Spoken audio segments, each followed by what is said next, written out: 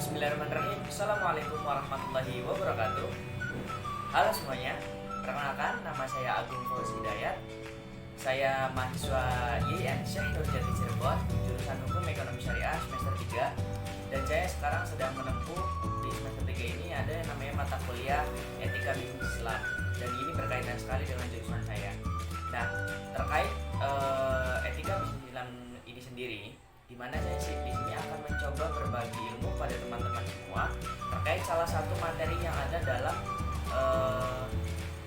mata kuliah tersebut, yaitu etika bisnis Islam, di mana materi yang saya penting ini berkaitan nanti dengan teman-teman yang barangkali nanti memiliki usaha atau perusahaan atau yang memiliki rencana nantinya, di mana di sini akan membahas budaya perusahaan atau corporate culture. Nah, di mana teman-teman di sini sendiri saya sudah mengutip bahwasanya definisi dari budaya perusahaan sendiri, yaitu menurut Elliot bahwasanya budaya perusahaan merupakan cara berpikir dan melakukan sesuatu yang secara sadar dan itu dilakukan secara bersama-sama, baik itu pemikiran atau gagasan yang selalu berkaitan dengan perusahaan. Nah, saya sedikit membedah di sini bahwasanya sudah jelas sekali bahwa dari definisi tersebut bahwasanya budaya perusahaan ini sendiri sesuatu hal, baik itu pemikiran, baik itu tindakan atau apapun yang secara sadar dilakukan oleh teman-teman perusahaan di situ yang berkaitan dengan perusahaan yang sedang dijalankan.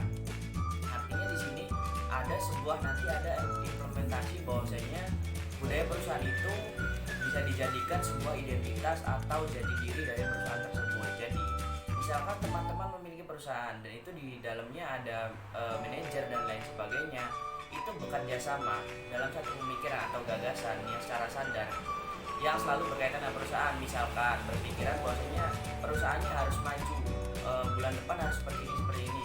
Kita budayakan bahwasanya kerjanya misalkan santai tetapi terarah, budayakan senyum salam sapa, budayakan kita selalu mengutamakan hal yang penting bagi perusahaan, baru hal pribadi. Itu merupakan salah satu contoh dari budaya perusahaan, di mana manfaat atau implementasi tadi dari budaya perusahaan sendiri itu yakni bisa jadi identitas bagi perusahaan itu tersebut, maupun bisa jadi jati diri bagi perusahaan tersebut, karena nanti dikenal bahwa biasanya dalam perusahaan tersebut jati diri atau budayanya itu seperti itu. Tentunya di sini budaya corporate atau budaya yang baik ya teman-teman ya, karena dengan budaya yang baik itu manfaatnya akan banyak sekali bagi perusahaan, khususnya bagi kinerja nanti di perusahaan tersebut, baik karyawan ataupun yang lainnya.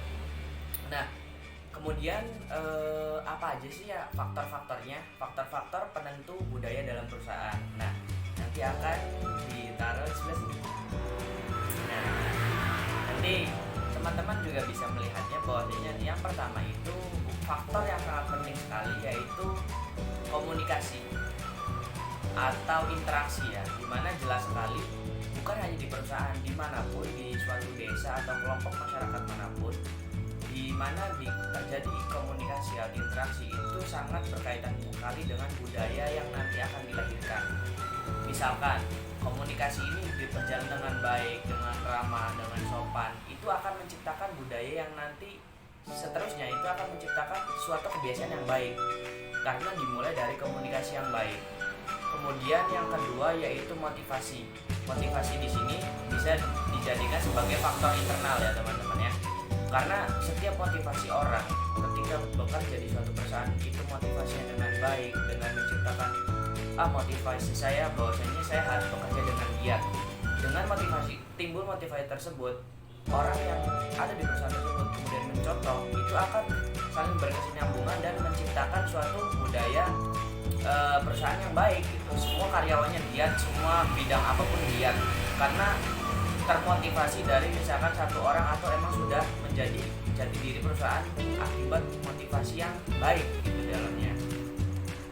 Kemudian ada yang namanya gaya manajemen teman-teman, dimana gaya manajemen ini tentu ya sangat menentukan sekali dari faktor pemimpin.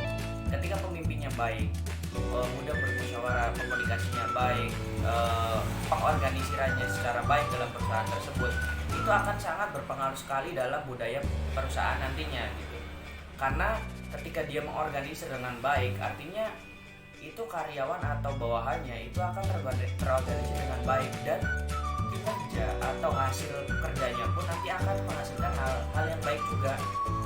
Karena ketika organisasinya tadi sangat bagus gitu, sangat baik, ya tentu akan menciptakan suatu budaya atau nanti struktur kerjanya itu sangat baik gitu. Harus seperti ini, seperti ini, tidak boleh seperti ini gitu.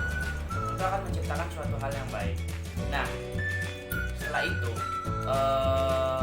urgensinya ada apa aja sih? Urgensi dari ini ya teman-teman ya, apa namanya, budaya perusahaan tadi ya, yaitu tadi sudah sempat disebutkan bahwasanya itu bisa sebagai identitas diri. Yang kedua itu bisa sebagai jati diri perusahaan. Yang ketiga itu bisa jadi faktor pendorong untuk menghasilkan kinerja yang baik. Dan mungkin urgensinya ini bisa banyak hal ya, tapi saya mencontohkan 3 saja dan teman-teman bisa melihat sendiri.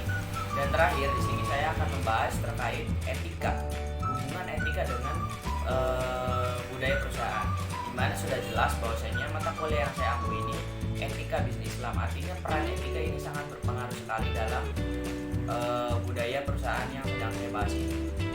Apa sih hubungannya? Saya memberikan gambaran bahwasanya budaya perusahaan itu hal yang sudah biasa dilakukan dalam perusahaan tersebut.